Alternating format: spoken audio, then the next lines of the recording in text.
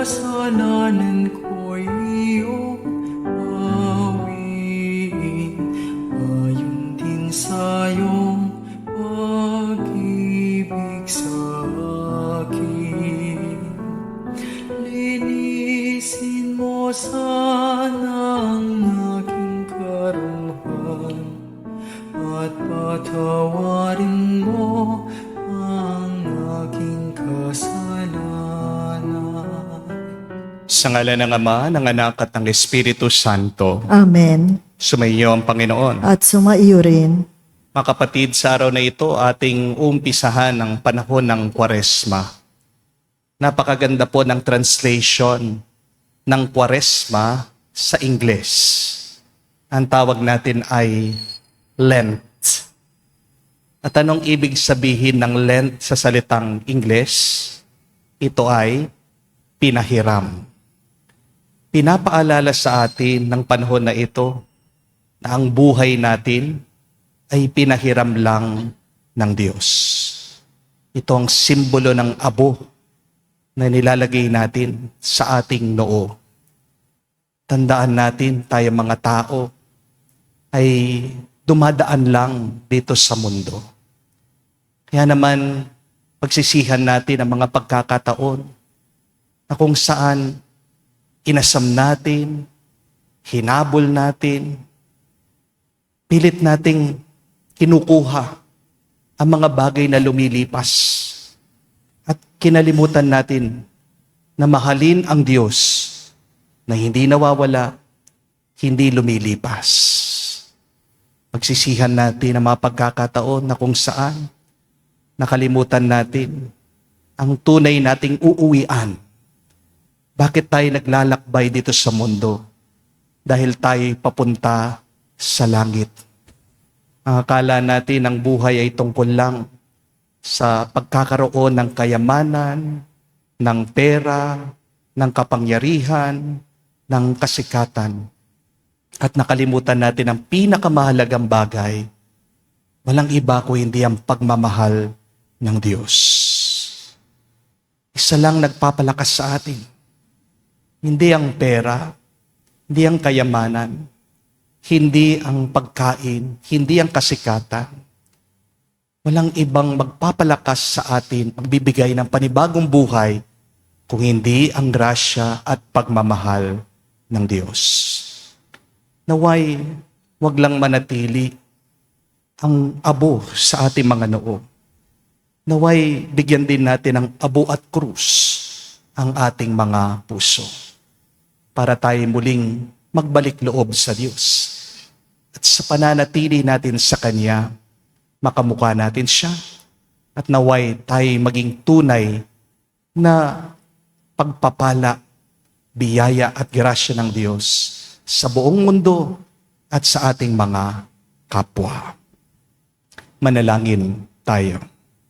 Ama naming makapangyarihan, pagkaloob mong masimulan namin ngayon sa banal na pagkukusang magtiis ng kagutuman, ang pakikipagtunggaling bilang mga kapanig ni Kristo sa aming pagsugpo sa mga salungat sa pamumuhay sa Espiritu, maging amin nawang sandata ang pagtitimpi sa sarili sa pamagitan ni Jesucristo kasama ng Espiritu Santo magpa sa walang hanggan. Amen.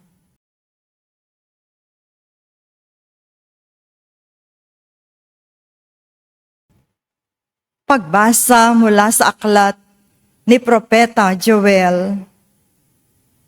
Sinasabi ngayon ng Panginoon, mataimtim kayong magsisi at manumbalik sa akin. Kayo'y mag-ayuno, manangis at magdalamhati. Magsisi kayo ng taos sa puso, hindi pakitang tao lamang. Magbalik loob kayo sa Panginoon na inyong Diyos. Siya'y may magandang loob at puspos ng awa, mapagpahinuhod at tapat sa kanyang pangako. Laging handang magpatawad at hindi magpaparusa. Maaring lingapin kayo ng Panginoon at bigyan ng masaganang ani. Kung magkagayon, mahandugan natin siya ng haing butil at alak. Ang trumpeta ay hipan ninyo sa ibabaw ng bundok ng Siyon. Iutos ninyo na mag-ayuno ang lahat. Tawagin ninyo ang mga tao para sa isang banal na pagtitipon. Tipunin ninyo ang lahat, matatanda't bata, pati mga sanggol at maging ang mga bagong kasal. Mga saserdote, kayo'y tumayo sa pagitan ng pasukan at dambana. Manangis kayo't manalangin ng ganito. Mahabag ka sa iyong bayan, O Panginoon. Huwag mong tulutan kami hamakit pagtawanan ng ibang mga bansa at tanungin, nasaan ang inyong Diyos? Pagkaraan, ipinamalas ng Panginoon na siya'y nagmamalasakit sa kanyang bayan. Ang salita ng Diyos. Salamat sa Diyos. Poon, iyong kaawaan, kaming sayo'y nagsisuway. Poon, iyong kaawaan, kaming sayo'y nagsisuway. Ako'y kaawaan, o mahal kong Diyos. Sang-ayon sa iyong kagandahang loob, mga kasalanan ko'y iyong pawiin. Ayon din sa iyong pag-ibig sa akin. Linisin mo sana ang aking karamihan at ipatawad mo yaring kasalanan. Poon, iyong kaawaan, kaming sayo'y nagsisuway. Ang pagsalansang ko ay kinikilala, laging nasa isip ko at alaala. Sa'yo lang ako nagkasalang tunay, at ang nagawa ko'y di mo nagustuhan. Poon, iyong kaawaan, kaming sayo'y nagsisuway. Isang pusong tapat sa aking likhain, bigyan mo, O Diyos, ng bagong damdamin. Sa iyong harapay, huwag akong alisin. Ang Espiritu mo, ang papaghariin.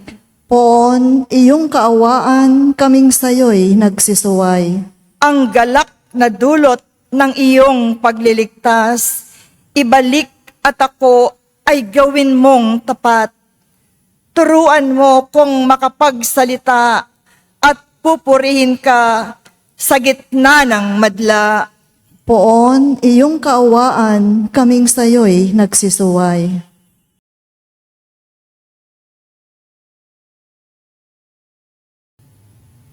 Pagbasa mula sa ikalawang sulat ni Apostol San Pablo sa mga taga-Korinto.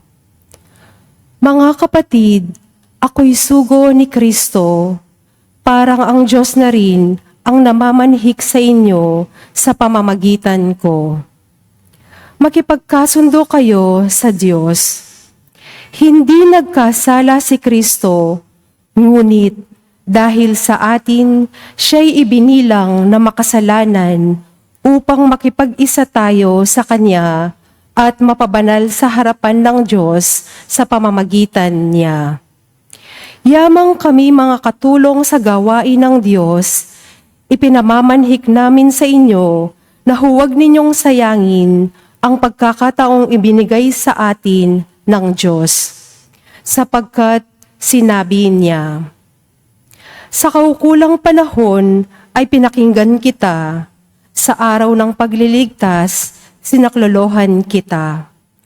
Tingnan ninyo, ngayon na ang panahong nararapat, ngayon ang araw ng pagliligtas.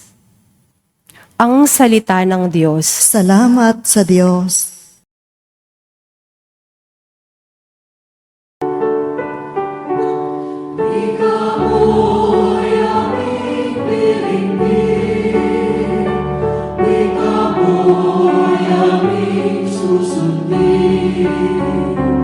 Ikaw mo'y aming tututin.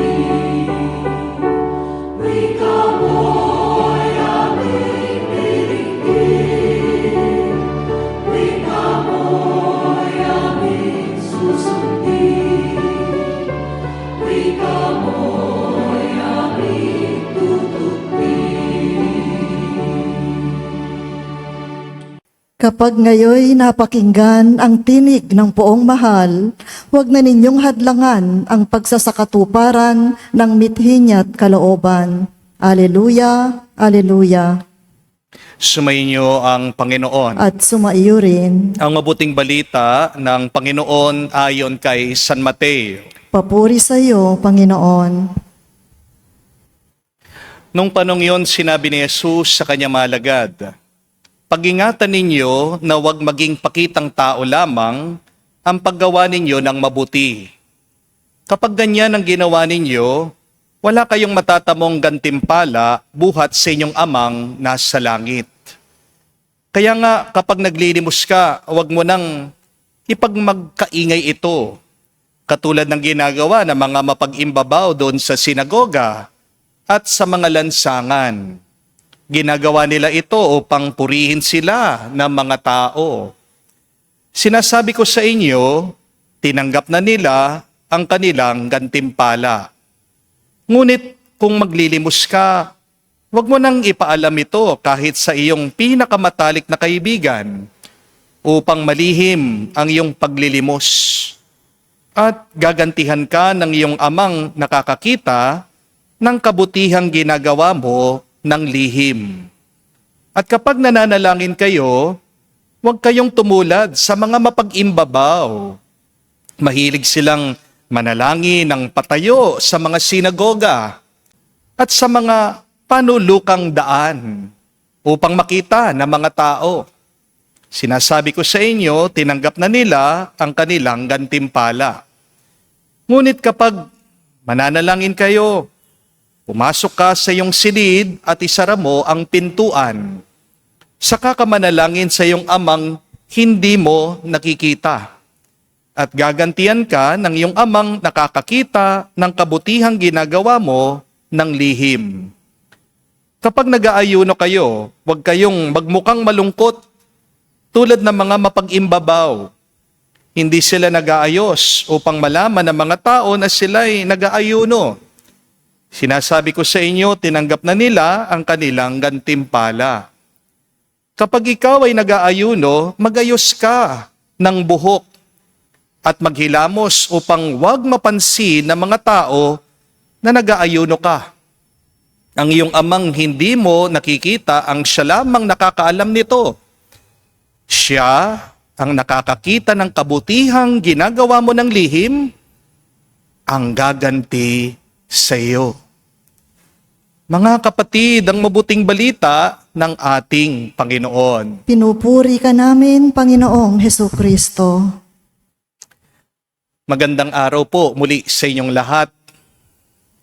Ayoko po kayong batiin ng Happy Ash Wednesday. Parang hindi po bagay, no? Kasi hindi naman po ito birthday. Instead, my dear friends, allow me to greet you a meaningful Lenten season. Isa pong makabuluhan na Kwaresma para sa inyong lahat.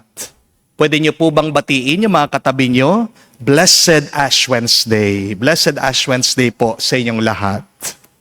My dear friends, Ash Wednesday is the start of the Lenten season. Ang tanong, bakit inuumpisan natin ang panahon ng Kwaresma sa paglalagay ng abo sa ating mga noo? Bakit ang tanda ng pagsisisi ay ang abo? Bakit hindi po make-up ang ilagay natin sa ating mga noo? Para naman yung mga iba, mas gumanda-ganda kahit kakaunti lang. Hindi po ba? O bakit hindi na lang lipstick ang ating ilagay sa ating mga noo? Para kahit na malayo, makikita mo, markado. Bakit hindi rin po koronang tinik na lang ang lagay natin sa ating mga ulo? Para yung mga iba sa atin, magdalawang isip bago sila gumawa ng masama o kaya magkasala. Bakit ba sa lahat ng pwede nating ilagay sa ating mga ulo, bakit pa abo? Bakit yan na nagiging tanda ng umpisa ng Kwaresma? Kasi po ang abo sa noo ay hindi po pampaganda. Ang abo sa noo ay paalaala. Ang abo sa noo ay hindi lang display. Yan po ay pampagising. Noong pong 1993, pumutok po ang Mount Pinatubo. Nasa bahay po ako noon. 8 years old pa lang po ako. Bigla pong nagdilim at umulan po ng abo. Alam po namin noon na meron pong naging trahedya. May malaking problema. At yan din po ang paalaala ng abo, hindi po ba? Pinapaalala ng Diyos sa atin, may problema sa iyong buhay. At yan ay dahil sa kasalanang nananatili sa iyong puso at kaluluwa. Diba? Kapag nagkakasala ka, ano ang ating kasabihan? Ano ang ating salita? Naglalaro ka ng apoy. At wala pong tao ang hindi nasasaktan kapag siya'y naglalaro sa apoy. You play with fire, you get hurt, you get burned. And what is the result when you get burned with fire? You're reduced to ashes.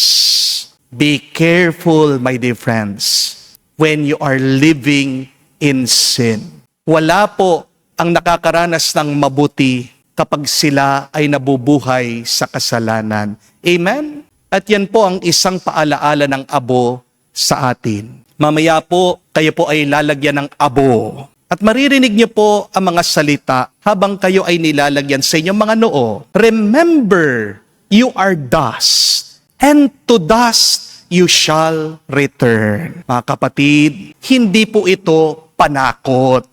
Ito po ay paalaala ng katotohanan. 3 bagay po ang sinasabi ng abo sa atin, tandaan nyo.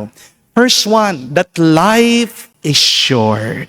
Ang buhay ay parang usok lang, sandali lang. Kahit na paano nating pigilan ang oras, lalakad yan. Di po ba? Kahit na paano ka mag-ipon ng kayamanan, hindi mo mapapadami ang iyong oras, ang iyong araw, ang iyong minuto, ang iyong panahon dito sa mundo. Having more money will not give you more time in this earth. Amen? Isang kisap mata lang ang ating buhay. Kaya nga po, kung may dapat kang patawarin, gawin mo na. Kung dapat meron kang mahalin, ipakita mo na. Kung dapat meron kang baguhin sa iyong buhay, simulan mo na.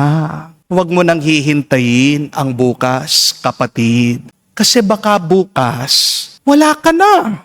Di po ba? Sino sa atin dito ang makakapagsabi na bukas tayo'y buhay pa? Wala. Hindi po ba? Yan ang nakakalungkot na kwento. Merong mga taong nabubuhay sa kasalanan na kala mo hindi sila mamamatay. Pero paalaala mo sa iyong katabi, sa iyong sarili, mamamatay ka din. Amen? Pero bago ka mamatay, sana magbago ka. Amen? Pinapaalala po ng abo sa atin, dadaan lang tayo dito sa mundo. At ang ating pinupuntahan, our final destination, is heaven with God. Huwag mo sasayangin ng oras.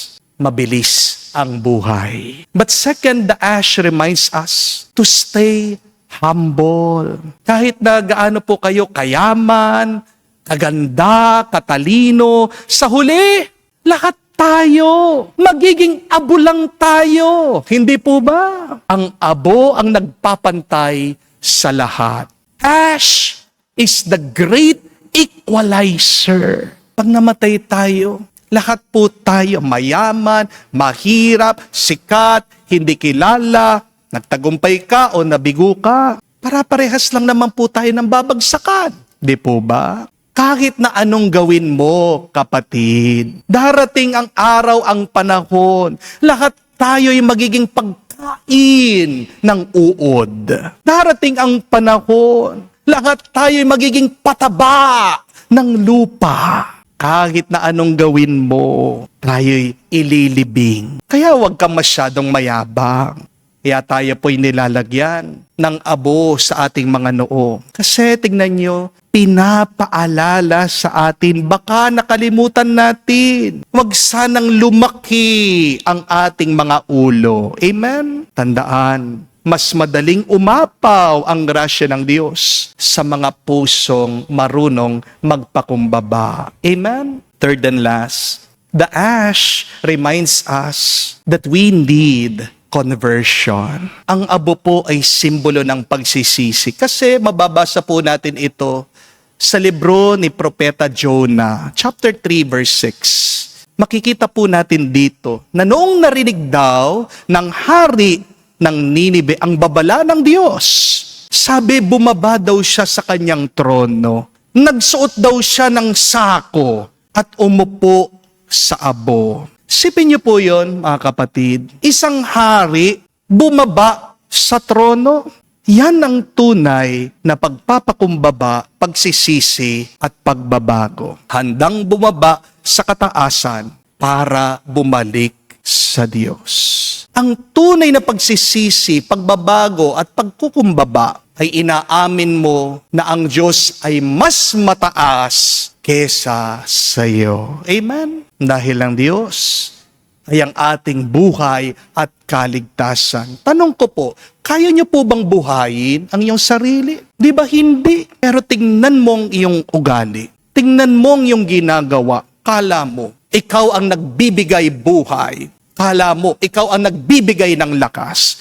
Kapatid, umiiral ka, gumagalaw ka, humihinga ka dahil sa Diyos. Amen? Kung hindi ka magbabago, baka bawiin ng Diyos yang buhay na pinahiram lang niya sa iyo. Amen? Habang nilalagyan tayo ng abo sa ating mga noo, pinapaalala din po ng ating Panginoong Jesucristo sa atin ngayon na sana mag-ugat naman ang kabutihan, ang pagbabago sa ating mga loob, sa ating mga puso. Sa Ebanghelyo po sa Mabuting Balita, 3 beses po, halos ulit-ulit, narinig niyo ang ating Panginoon, sinasabi niya, iisang linya. Your Father who sees what is hidden will repay you.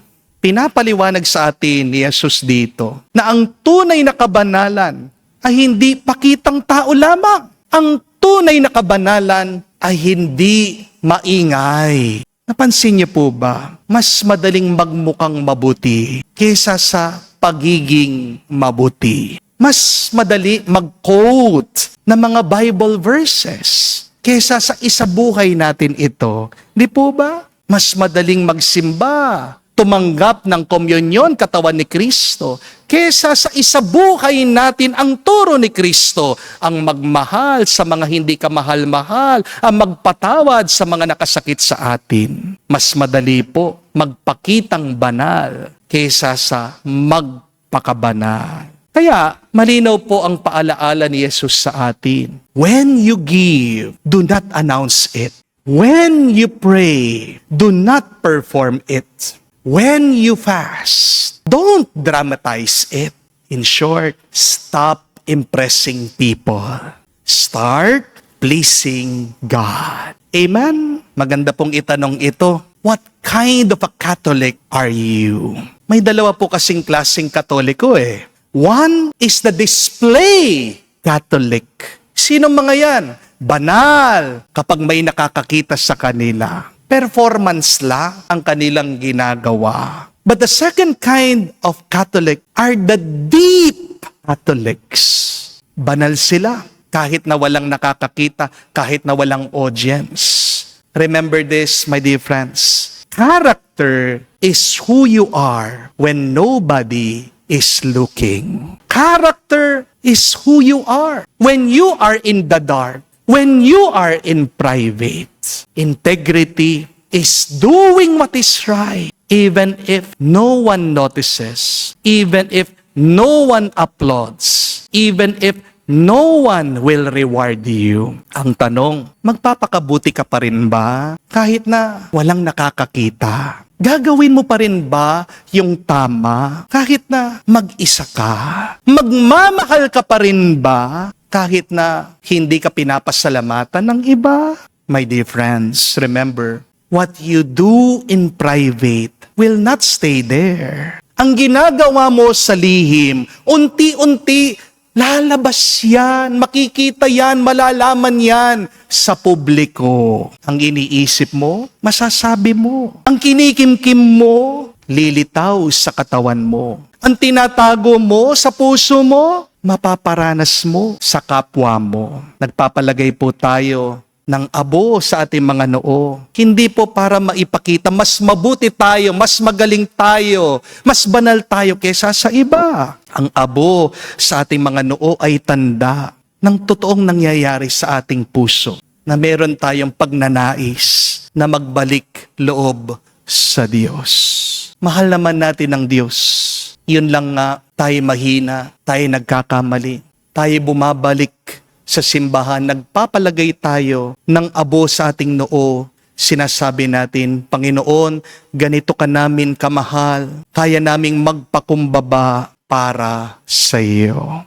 But if we really want to repent, then do not just put ashes on your forehead, but three things that you should constantly do this Lent to show your love for God. First, be good, even if no one is watching. Second, pray, even if no one is praising. Love, even if no one is clapping. Why? Because your audience is the one. God alone is enough. So 3 invitations this Lent, my dear friends. First, just simplify. Bawasan mo ang ingay ng buhay. Bawasan mo mga naipon mo dyan sa iyong kabahayan, dyan sa iyong puso. Hawiin mo, bigyan mo ng espasyo ng puwang ang Diyos para marinig mo. Amen? Para maranasan mo ulit siya. Amen? But secondly, purify. Tanggalin mo naman yung mga humihila sa iyo, pababa, paalis, palayo sa Diyos. Third, intensify. Gawin mong totoo ang iyong dasal. Hindi lang sana gumalaw ang iyong bibig. Pagalawin mo naman ang iyong puso. Ilapit mo naman ang iyong damdamin sa Diyos. Maganda pong pagmunihan nito, mga kapatid. Sino ba ako talaga kapag walang nakakakita? Parehas ba yung aking private life at public life? Ano kung klaseng Katoliko? Display Catholic ba ako? O sinusubukan ko maging deep Catholic? Kung ang puso ko ay lalagyan ng abo, ano ang kailangan mamatay sa akin? Anong kailangan mong patayin sa iyong loob? Pride? Ego? Galit? Kasakiman? Pagkamakasarili? Because remember, my dear friends, Lent is not only about looking religious, but Lent is really about becoming real before the Lord. Mga kapatid, walang kwenta po yung abo sa inyong noo kung wala pong krus sa inyong puso. Amen? Ang abo po ay hamon, hindi po yan dekorasyon. The ash at our forehead is an invitation for transformation, for sanctification. Harinawa, wag lang po tayong magpalagay ng abo. Magpaayos din tayo ng ugali at ang ating pagkatao. Natandaan niyo po ito, napakahalaga. Life is short, God is real, and heaven is our goal.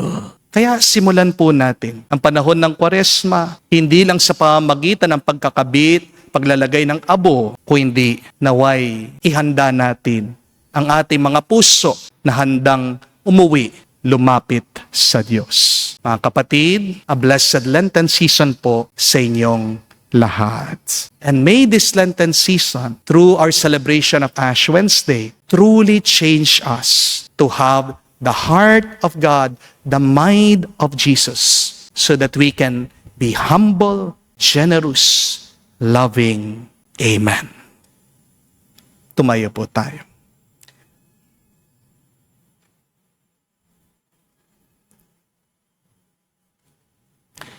Minamahal kong mga kapatid, manalangin tayo sa Amang May Kapal upang ang abo sa ating ulo na ilalagay para ipahawatig ang pagbabagong buhay ay marapatin niyang gawaran ng kanyang pagpapala at malaking pagmamahal. Babasbasan po natin ngayon ang abo na ilalagay sa ating mga ulo. Ama namin mapagmahal, ang iyong kinasisiya ay hindi ang kamatayan ng mga masasamang tao, kundi ang kanyang pagsisisi at ang pagbabagong buhay. Dinggin mo kami sa aming pagluhog na iyong marapating basbasan ang mga abong ito na aming ilalagay sa aming mga ulo bilang pagkilalang ito ang aming pinanggagalingan at ito rin sa wakas ang aming babalikan upang ang kapatawaran ay aming makamtan sa pagganap namin nitong 40 araw na paghanda para sa Pasko ng pagkabuhay na siyang pakikihati namin sa iyong anak sa kanyang bagong buhay at tagumpay sapagkat siya ang namamagitan kasama ng Espiritu Santo magpa sa walang hanggan. Amen.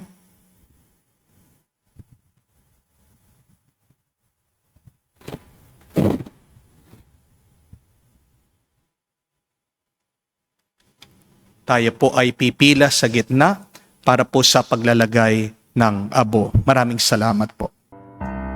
Magsisi tayong mataos, halinang magbalik loob sa mapagpatawad na Diyos.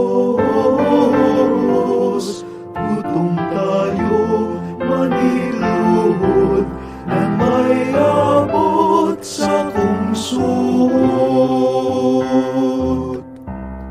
Sa pagitan ng pasukan at dambana ng simbahan, saserdote mag-iyakan. Panginoon, iyong bigyan ng patawad ang iyong bayan. Ang aming pong kasamaan ay pawiin mong tuluyan, Panginoon aming mahal. Patawad ang kahilingan ng iyong bayang hiniram. Kami nagbabagong buhay upang aming paghandaan ang oras ng kamatayan. Panginoon, iyong bigyan ng patawad ang iyong bayan. Sa pasisimula ng Kwaresma, alalahanin natin ang ating mga pagkukulang at ang tukso at ang ating pangangailangan sa tulong ng Diyos. Manalangin tayo at sabihin, Panginoon, dinggin mo kami. Panginoon, dinggin mo kami, upang ang simbahan ay matapang na manawagan sa lahat sa pagbabalik loob at umakay sa pamamagitan ng halimbawa. Manalangin tayo sa Panginoon. Panginoon, dinggin mo kami. Upang ang ating mga pinuno sa simbahan at sa pamahalaan ay maging inspirasyon sa pagbabagong loob sa pamamagitan ng kababaang loob, kalinisan at katapatan. Manalangin tayo sa Panginoon. Panginoon, dinggin mo kami. Upang ang mga magulang, guro at katikista ay makapaghubog sa kabataan, sa katapatan at marangal at matuwid na pamumuhay. Manalangin tayo sa Panginoon. Panginoon, dinggin mo kami. Sa katahimikan po ng ating puso, sabihin natin sa Diyos ang ating mga personal na pangangailangan. Panginoong Diyos, dumudulog kami sa iyong nagsisisi at naghahangad ng pagbabago. Nawa ang aming buhay ay tuwinang maging papuri sa iyo. Sa pamagitan ni Kristo, aming Panginoon. Amen.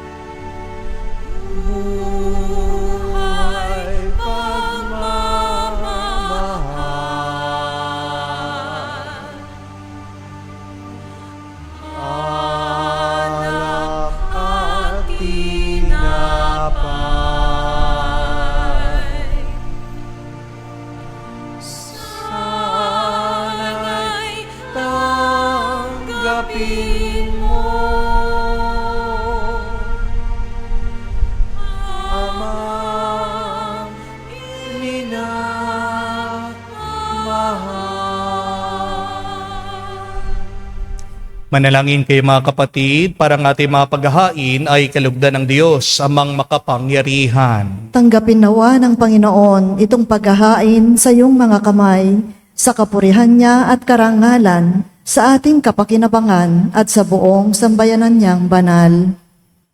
Ama naming lumikha, ginanap namin ang paghahain ito bilang maringal na pasimula sa 40 araw na paghahanda. Ang aming kusang pagtitiis at pagmamalasakit ay makapagdalisay nawa sa aming masamang hilig, upang kami pagindapating makinabang sa iyong anak na para sa aming nagpakasakit bilang aming tagapamagitan kasama ng Espiritu Santo magpa sa walang hanggan. Amen. Sumainyo ang Panginoon. At sumaiyo rin, Itaas sa Diyos inyong mga puso at diwa. itinaas na namin sa Panginoon. Pasalamatan natin ang Panginoong ating Diyos. Marapat na siya ay pasalamatan. Ama namin makapangyarihan, tunay nga marapat ikaw ang aming pasalamatan. Sa pamagitan ni Jesucristo na aming Panginoon, binibigyan mo kami ng bagong pagkakataon upang ganapin ang paghahanda ngayon. Sa pagdiriwang na muling pagkabuhay, kaisa ng iyong anak na minahal, aming inilalahan ang panahon, talino at yaman para ganapin ang iyong kalooban.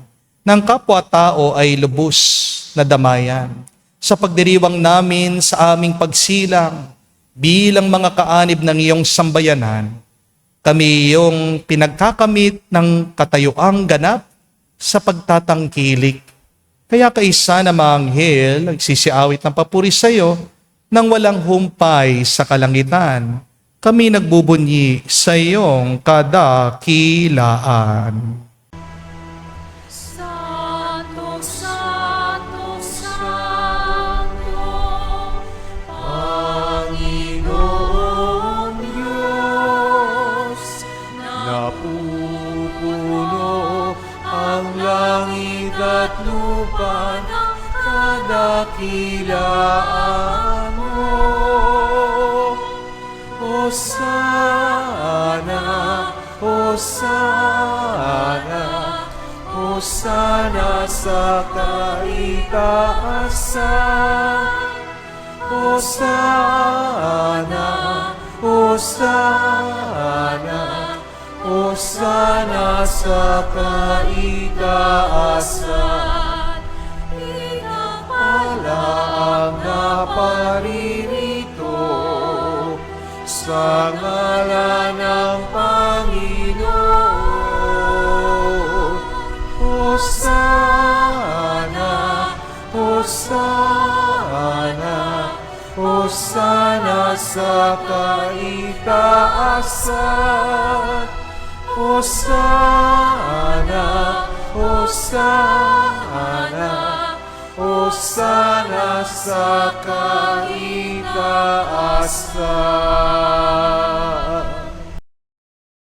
Ama naming banal, ikaw ang bukal ng tanang kabanalan. Kaya't sa pamagitan ng iyong Espiritu, gawin mong banal ang mga kaloob na ito, upang para sa amin, maging katawan at dugo ng aming Panginoong Heso Kristo.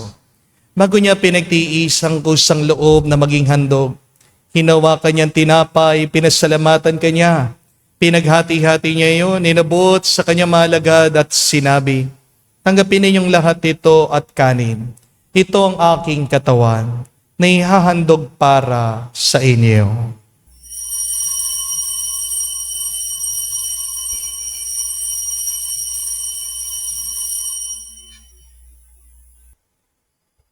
Gayon din naman na matapos ang hapunan, hinawakan niyang kalis. Muli kanyang pinasalamatan. Nabot niyang kalis sa kanyang malagad at sinabi, tanggapin ninyong lahat ito at inumin. Ito ang kalis ng aking dugo, ng bago at walang hanggan tipan. Ang aking dugo na ibubuhos para sa inyo at para sa lahat, sa pagpapatawad ng mga kasalanan. Gawin ninyo ito sa pag-alaala sa akin.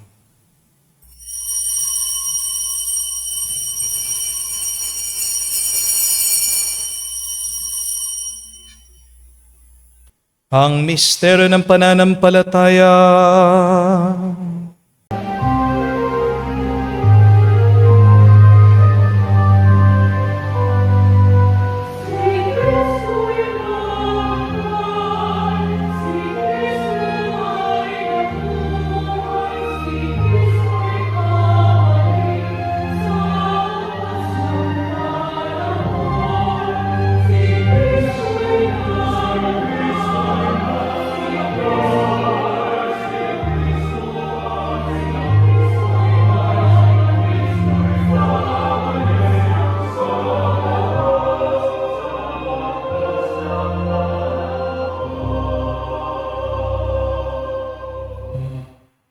Ama, ginagawa namin ngayon ang pag-alaala sa pagkamatay muling pagkabuhay ng iyong anak.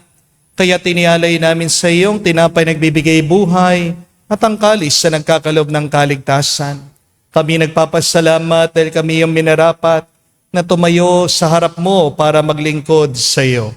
Sinasamo namin kami magsalo-salo sa katawan at dugo ni Kristo ay mabuklod sa pagkakaisa sa pamagitan ng Espiritu Santo.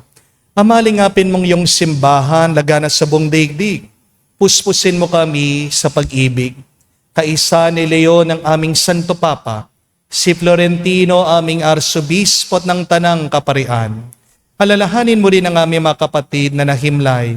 May pag-asang sila'y muling mabubuhay. Gayon din naman lahat ng mga pumanaw.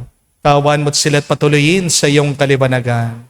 Kawan mo at pagindapatin kaming lahat makasalo sa iyong buhay na walang wakas. Kaisa na mahal na Birhen Maria, Ina ng Diyos. Kaisa ni San Jose ang kanyang malwalhating esposo.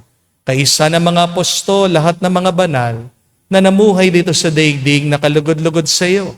May pagdiwang nawa namin ang pagpupuri sa ikararangal mo sa pamagitan ng iyong anak, aming Panginoong Jesucristo.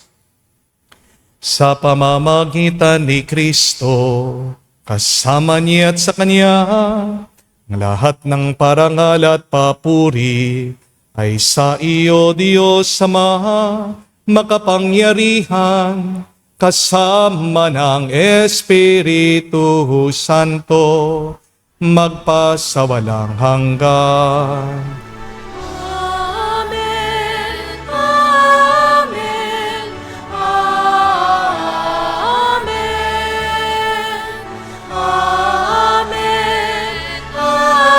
Amen.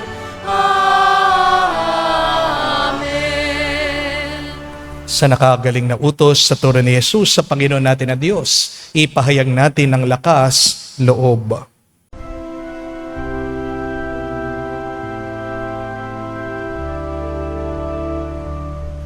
Ama namin, sumasalangit ka, sambahin ang ngalan mo, mapasa amin ang kaharian mo, sundin ang loob mo dito sa lupa para nang sa langit. Bigyan mo kami ngayon ng aming kakanin sa araw-araw at patawarin mo kami sa aming mga sala para ng pagpapatawad namin sa nagkakasala sa amin. At huwag mo kaming ipahintulot sa tukso at iadya mo kami sa lahat ng masama. Hinihiling namin kami adya sa lahat ng masama, pagkalooban ng kapayapaan araw-araw, ligtas sa kasalanan, ilayo sa lahat ng kapahamakan, samantalang aming pinanabikan ang dakilang araw ng pagpapahayag ng tagapagligtas naming si Hesu Kristo. Sapagkat iyo ang kaharian at ang kapangyarihan at ang kapurihan magpakailanman. Amen. Panginoong Hesu Kristo, sinabi mo sa mga apostol, kapayapaan ang iniiwan ko sa inyo, ang aking kapayapaan binibigay ko sa inyo. Tungayan mo ang aming pananampalataya, wag ang aming pagkakasala. Pagkalooban mo kami ng kapayapaan at pagkakaisa ayon sa iyong kalooban. Kasama ng Espiritu Santo magpa sa walang hanggan. Amen. Kapayapaan ng Panginoon ay laging sumainyo. At sumaiyo rin. Magbigayan po tayo ng kapayapaan sa bawat isa. Piso niyo po, kapayapaan po sa inyong lahat.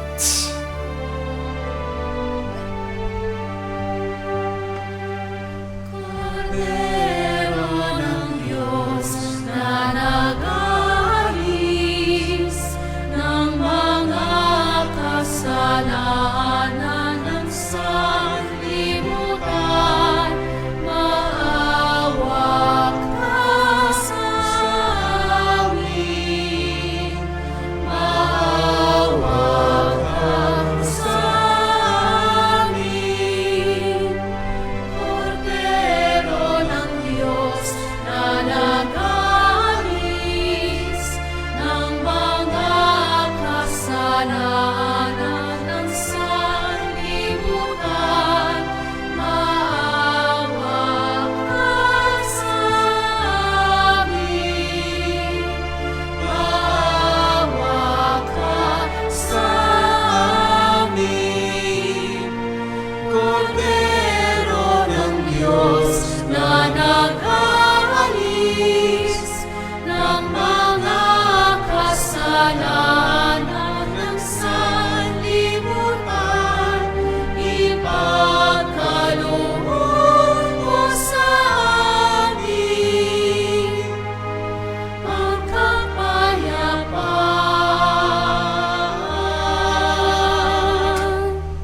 Mga kapatid, naririto ang ating Panginoong Jesucristo, ang Kordero ng Diyos. Siya nag-aalis sa mga kasalanan ng sanlibutan. Mapalad tayong lumalapit sa piging ng Kordero. Panginoon, hindi ako karapat-dapat na magpatuloy sa iyo, ngunit sa isang salita mo lamang ay gagaling na ako.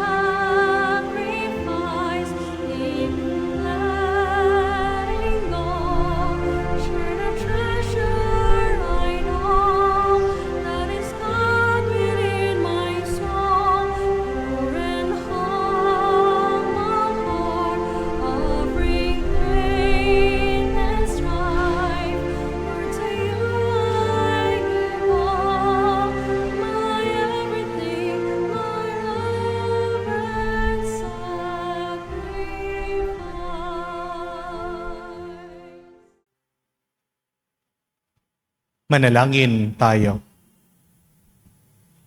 Ama naming mapagmahal, ang pinagsaluhan namin ay amin nawang pakinabangan sa pagkakamit ng dulot na kagalingan, ng kagutumang kusa naming pinagtitiisan, ng iyong kinalulugdan sa pamagitan ni Jesucristo, kasama ng Espiritu Santo magpa sa walang hanggan. Amen.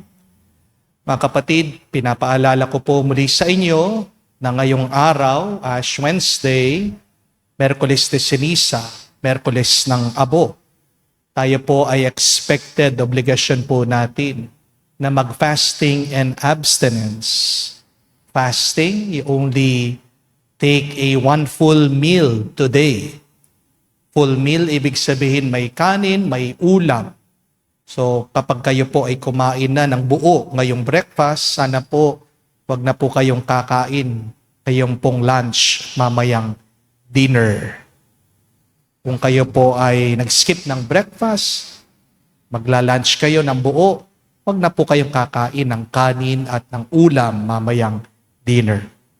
Abstinence, ibig po sabihin, is that you refrain from eating meat. Puro lang pong seafood.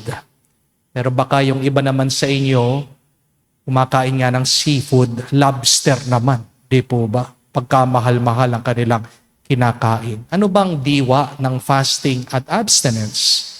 You are letting go of eating so that you can have more time praying and helping the less fortunate. Kayo po ay di muna kakain ng masarap para madisiplina ang ating pangangatawan, ang ating puso, ang ating kaluluwa. Kaya sana po, lalong-lalo na sa mga 80 years old to 6 years old, do a fast. Please abstain today as a form of sacrifice. Ayaw po natin sa mga sumisip-sip, di po ba? Pero minsan, kailangan din natin na sumipsip para tayo ay makatanggap ng biyaya. Di po ba? At ano pong magandang pagsipsip ngayon pong panahon ng Kwaresma. As I have said in my homily, kanina po, 3 bagay po ang hamon sa atin ngayon. SIP, SIP. First is to simplify your life. Simplify. Alisin yung mga hindi kailangan. Only what is necessary. Kaya tayo po'y napapagod kasi ang dami mga bagay, pinagkakabuluhan natin, binibigyan natin ng oras, sinahawakan natin, di natin ma-let go. Simplify your life. But second is intensify. Dagdagan pa natin yung mga tunay na mahalaga. Palalimin natin ang ating pagkakawang gawa, ang ating pananalangin, ang ating pananalig sa Diyos. And letter P, you have to purify. Tinisin natin ang ating kalooban. Dahil habang merong hadlang, gusto man tayo basbasan ng Diyos, hindi aapaw ang kanyang grasya at bendisyon sa ating buhay. Tandaan niyo po mga kapatid, life is short. Mabilis lang ang buhay. Sana pagdating ng araw, wala tayong pagsisihan. Kung ikaw ay humihinga ngayon, buhay, that's another chance. Thank the Lord. Pero kung talaga nagpapasalamat ka sa Panginoon, magpakumbaba ka, magbalik loob ka sa Diyos. Sumainyo ang Panginoon. At sumaiyo rin. At kayo basbasan ng Diyos, makapangyarihan sa lahat, sa ngalan ng Ama, ng Anak, ng Espiritu Santo. Amen. Ang ating misa ay natapos na. Pumayo kayo sa kapayapaan ni Kristo. Salamat sa Diyos.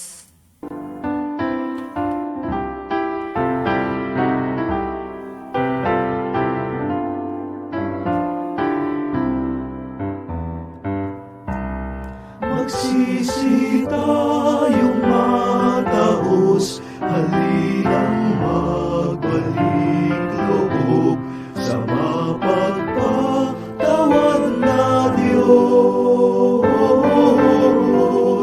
Gutom tayo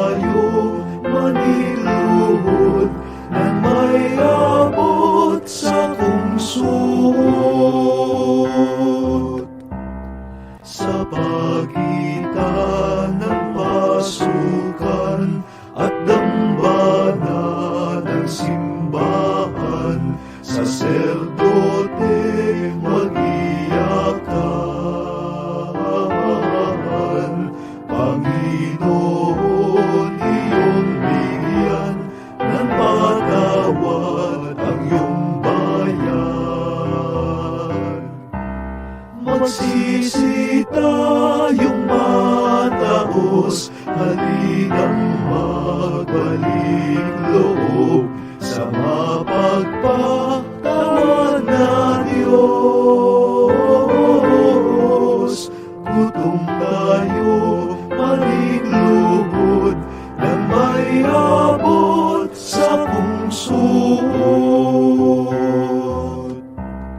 Ang aming pong kasamaan ay pawiin mong tuluyan, Panginoon aming mahal. Patawad ang kahilingan ng iyong bayang hiniram.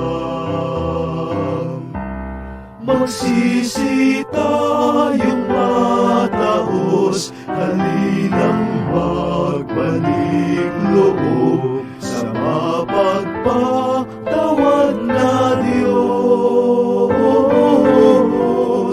Gutom tayo, maligluhod, nang may abot sa pungsod.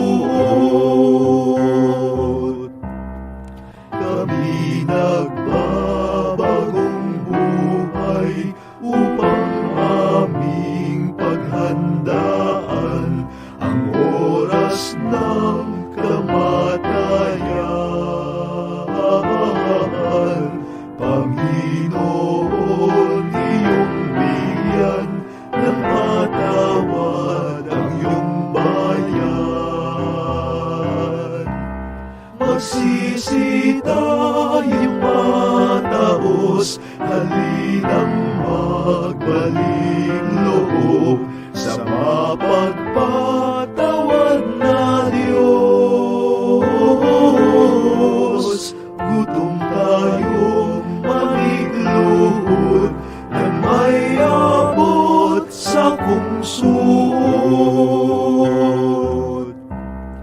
Kami iyong kahabagan, poon kami ay tulungan, alang-alang sa iyong ngalan.